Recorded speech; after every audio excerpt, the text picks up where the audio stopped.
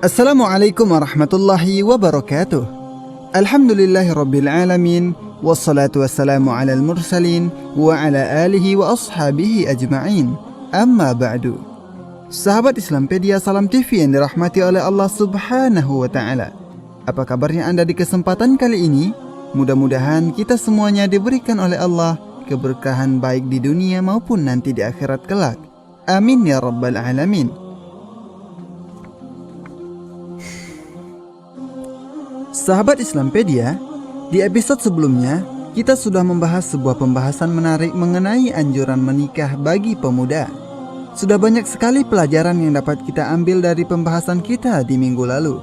Kita berdoa kepada Allah agar Allah memberkahi apa yang telah kita simak pada pembahasan kita di minggu lalu. Amin ya rabbal alamin. Nah, sahabat Islampedia, pada kesempatan kali ini pembahasan yang akan kita bahas adalah mengenai menyambut bulan Dzulqa'dah.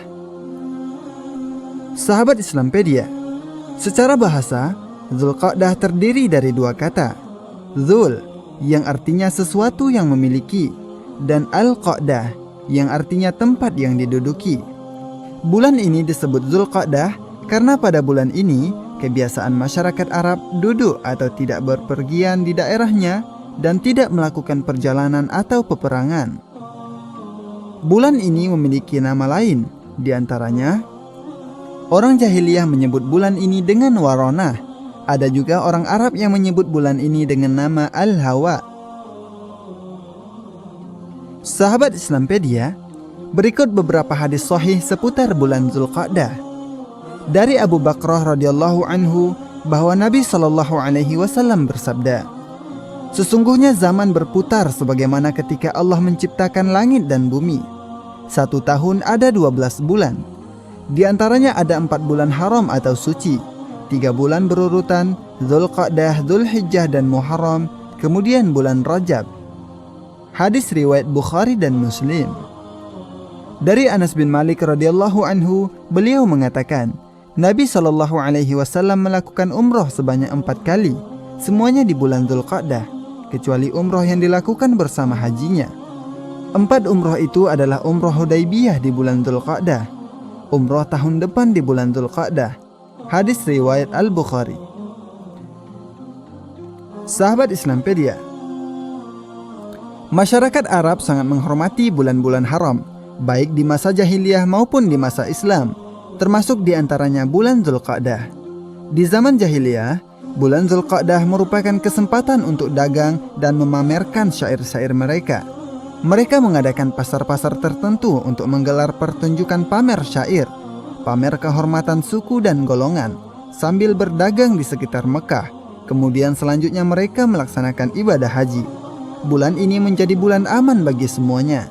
Satu sama lain tidak boleh saling mengganggu. Ada beberapa pasar yang mereka gelar di bulan Dzulqa'dah. Di antaranya adalah Pasar Ukkadz. Letak pasar ini 10 mil dari Thaif ke arah Nakhlah. Pasar Ukkadz diadakan sejak hari pertama Dzulqa'dah hingga hari ke-20. Setelah Pasar Ukkadz selesai, mereka menggelar Pasar Majinnah di tempat lain. Pasar ini digelar selama 10 hari setelah selesainya Pasar Ukkadz. Setelah selesai berdagang dan pamer syair, selanjutnya mereka melaksanakan ibadah haji. Penjelasan ini terdapat di dalam kitab Al-Aqdul Farid. Sahabat Islampedia, bulan Dzulqa'dah saat ini termasuk bulan haram, yakni bulan suci. Pada bulan suci semacam bulan ini, dilarang keras melakukan tindak kejahatan dan maksiat. Allah Ta'ala berfirman, Inna iddatash shuhuri 'inda Allahi 12 shahran fi kitabillahi yawma khalaqas samawati wal arda minha arba'atun hurum dhalika ad-dinul qayyim fala tadhlimu fihinna anfusakum. Sesungguhnya bilangan bulan suci pada sisi Allah adalah 12 bulan. Dalam ketetapan Allah di waktu Dia menciptakan langit dan bumi. Di antaranya 4 bulan haram. Itulah ketetapan agama yang lurus. Maka janganlah kamu menganiaya diri kamu dalam bulan yang 4 itu. Quran Surah At-Taubah ayat 36. Disebut dengan bulan haram karena pada bulan tersebut diharamkan maksiat dengan keras. Begitu pula pembunuhan. Demikian kata Syekh Abdurrahman bin Nasir As-Sa'di dalam kitab beliau Taisirul Karimir Rahman. Al-Qadi Abu Ya'la rahimahullah berkata, dinamakan bulan haram karena dua makna. Yang pertama, pada bulan tersebut diharamkan berbagai pembunuhan. Orang-orang jahiliyah pun meyakini demikian. Yang kedua, pada bulan tersebut larangan untuk melakukan perbuatan haram lebih ditekankan daripada bulan yang lainnya, karena mulianya bulan itu. Demikian pula pada saat itu, sangatlah baik untuk melakukan amalan ketaatan. Mengenai 4 bulan yang disebutkan dalam hadis dari Abu Bakrah, Nabi SAW bersabda, Az-zamanu qad istadara kahayatihi yawma khalaqas samawati wal ard. As-sanatu 12 syahran, minha 4 hurum, 3 mutawaliyatun, Dzul Qa'dah wa Dzul Hijjah wal Muharram, wa Rajabu Mudharr alladhi baina Jumada wa Sya'ban. Setahun berputar sebagaimana keadaannya sejak Allah menciptakan langit dan bumi. 1 tahun itu ada 12 bulan. Di antaranya ada 4 bulan haram atau suci. 3 bulannya berturut-turut yaitu bulan Dzul Qa'dah, Dzul Hijjah dan Muharram. 1 bulan lagi adalah Rajab Mudhar yang terletak antara Jumadal Akhir dan Sya'ban. Hadis riwayat Bukhari dan Muslim. Ibnu Abbas mengatakan, Allah mengkhususkan 4 bulan tersebut sebagai bulan haram, dianggap sebagai bulan suci. Melakukan maksiat pada bulan tersebut dosanya akan lebih besar, dan amalan soleh yang dilakukan akan menuai pahala yang lebih banyak. Penjelasan ini terdapat dalam kitab Lataiful Ma'arif. Dalam tafsir Al-Jalalain disebutkan, janganlah menzalimi diri kalian sendiri, yaitu janganlah berbuat maksiat pada bulan-bulan haram, karena dosanya lebih besar. Larangan di atas berarti juga berlaku dengan bulan Dzul Qa'dah. Mengenai pembunuhan yang disebutkan dalam ayat di atas, para ulama ada yang menyebutkan bahwa mengenai larangan tersebut pada bulan haram sudah mansukh atau dihapus dengan keumuman ayat وَقَاتِلُوا الْمُشْرِكِينَ كَافَّةً كَمَا يُقَاتِلُونَكُمْ كَافَّةً. Dan perangilah kaum musyrikin itu semuanya, sebagaimana mereka pun memerangi kamu semuanya.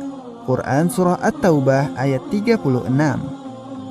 Nah, sahabat Islampedia Salam TV yang dimuliakan oleh Allah Subhanahu wa Ta'ala, jangan kemana-mana, karena setelah yang satu ini kita akan kembali di dalam program acara Islampedia Salam TV.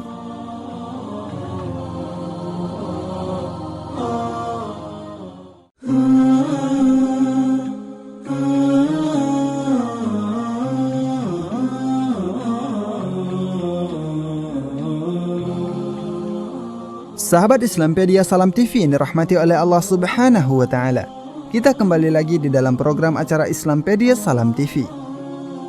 Sahabat Islampedia, bertakwalah kepada Allah dengan takwa yang sebenar-benarnya. Ketahuilah, sesungguhnya Allah Azza wa Jalla telah menciptakan semua makhluknya dengan kekuasaannya dan menjadikan berbagai macam yang akan mendukung kebaikan makhluknya dengan hikmah dan kasih sayang. Allah menciptakan semua yang ada di bumi untuk kemaslahatan para hambanya. Allah Subhanahu wa Ta'ala berfirman, وَسَخَّرَ لَكُمُ الشَّمْسَ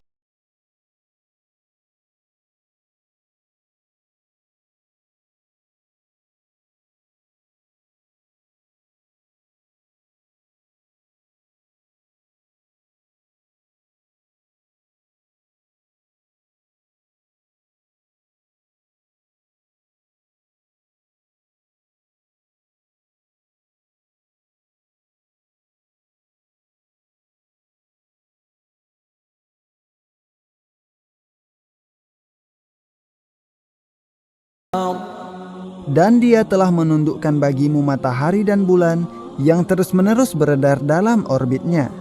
Dan Dia telah menundukkan malam dan siang bagimu. Dan Dia telah memberikan kepadamu keperluanmu dan segala apa yang kamu mohonkan kepadanya. Dan jika kamu menghitung nikmat Allah, niscaya kamu tidak akan dapat menghitungnya. Sesungguhnya manusia itu sangat zalim dan sangat mengingkari nikmat Allah. Allah Subhanahu wa Ta'ala menciptakan matahari dan bulan untuk kemaslahatan kita baik di dunia ataupun agama. Allah Azza wa Jalla mengatur perjalanan dua makhluknya dengan penuh kesempurnaan. Keduanya tidak akan keluar dari garis edarnya kecuali dengan izin Allah Subhanahu wa Ta'ala. Tidak akan naik atau tidak akan turun atau hilang kecuali dengan izin Allah Subhanahu wa Ta'ala. Keduanya akan terus demikian sampai pada saatnya nanti Allah berkehendak matahari terbit dari arah barat. Saat itu keimanan seseorang tidak bermanfaat kecuali dia telah beriman sebelumnya. Allah Subhanahu wa Ta'ala menundukkan matahari dan bulan dan menjadikannya sebagai penentu waktu. Perjalanan matahari akan memunculkan siang dan malam serta musim-musim. Kalau kita perhatikan, sejak matahari terbit, ketika matahari semakin tinggi, maka suhu panas pun meningkat. Dan seketika matahari sudah mendekati tempat tenggelam, suhu panas pun mulai menghilang. Perjalanan matahari ini mulai terbit hingga tenggelam, semua berjalan hanya dengan izin dari Allah Subhanahu wa Ta'ala semata. Begitu pula halnya dengan bulan. Allah telah menentukan tempat-tempatnya. Pada setiap malam, bulan berada di satu tempat yang berbeda dengan sinarnya yang berbeda pula. Pada permulaan bulan, sinarnya masih redup dan bertambah sedikit demi sedikit, sampai pada pertengahan bulan yang sangat terang benderang. Kemudian berkurang sedikit demi sedikit, sampai kembali seperti semula. Subhanallah. Semenjak Allah Subhanahu wa Ta'ala menciptakan langit dan bumi, Allah Subhanahu wa Ta'ala telah menentukan jumlah bulan, yaitu 12 bulan. 4 diantaranya adalah bulan haram, 3 bulan berurutan, yaitu Dzulqa'dah, Dzulhijjah, lalu Muharram, serta 1 yang terpisah yaitu bulan Rajab. Ini merupakan bulan-bulan diagungkan, baik pada masa jahiliyah ataupun pada masa Islam. Allah mengkhususkan larangan berbuat zalim di bulan-bulan tersebut.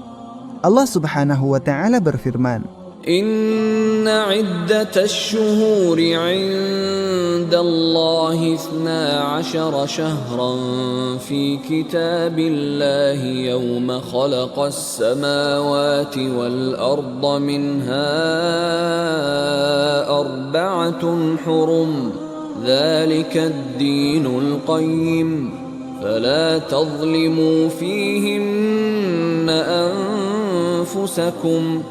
Sesungguhnya bilangan bulan di sisi Allah ialah 12 bulan. Dalam ketetapan Allah di waktu Dia menciptakan langit dan bumi, di antaranya 4 bulan haram. Itulah ketetapan agama yang lurus. Maka janganlah menganiaya diri sendiri dalam 4 bulan tersebut. Quran Surah At-Taubah ayat 36. Sahabat Islampedia, dalam ayat yang mulia ini, Allah Subhanahu wa Ta'ala melarang untuk berbuat zalim pada diri kita dengan segala bentuknya, terutama di bulan-bulan haram yang larangannya lebih keras dibanding dengan bulan-bulan yang lainnya. Oleh karena itu, kita wajib menghormati dan mengagungkan bulan-bulan ini. Kita harus menjauhi perbuatan zalim dan segala ragamnya, baik zalim terhadap diri, apalagi zalim terhadap orang lain. Dengan demikian, kita akan menjadi orang yang berbahagia. Di antara bentuk kezaliman adalah meninggalkan apa yang diwajibkan oleh Allah, ataupun melakukan apa yang diharamkan oleh Allah Subhanahu wa Ta'ala. Ketahuilah wahai saudara-saudaraku, jiwa ini merupakan amanah yang wajib kita jaga. Hendaklah kita menjadikan jiwa kita menjadi jiwa yang selalu tunduk dan patuh kepada Khalik-Nya.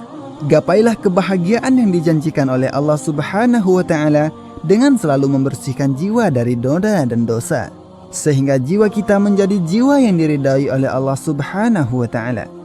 Jadikanlah pergantian siang dan malam serta perjalanan matahari dan bulan sebagai ibrah yang berharga.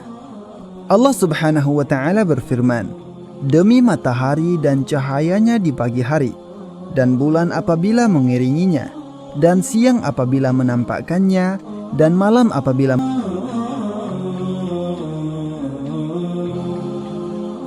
Sahabat Islampedia Salam TV yang dirahmati oleh Allah Subhanahu wa Ta'ala, kita kembali lagi di dalam program acara Islampedia Salam TV.